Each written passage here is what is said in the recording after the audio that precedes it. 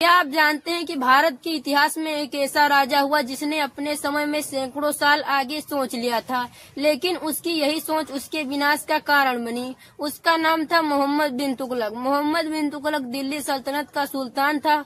उसने 1325 ईस्वी से लेकर 1351 ईस्वी तक शासन किया।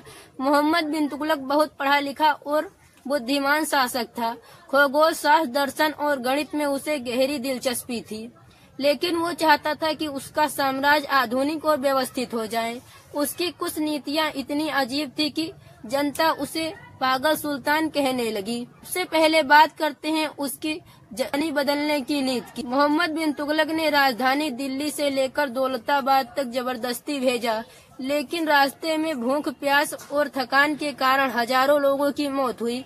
कुछ समय बाद सुल्तान को एहसास हुआ कि यह गलती थी और उसने फिर राजधानी दिल्ली वापस लौटा ली। अब बात करते हैं उसके दूसरे नीति की, तांबे के सिक्के की। तुगलक ने सोने चांदी की कमी को दूर करने के लिए तांबे के सिक्के जारी किए। तांबे का सिक्का सोने की तरह ही चलने लगा, लेकिन जनता ने घर घर में नकली सिक्के बना लिए।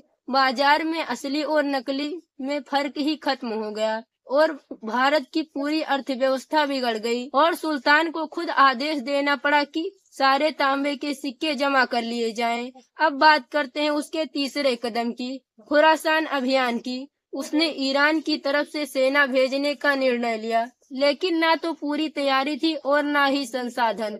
रास्ते में ही हजारों सैनिक मारे गए और यह अभियान अधूरा रह गया।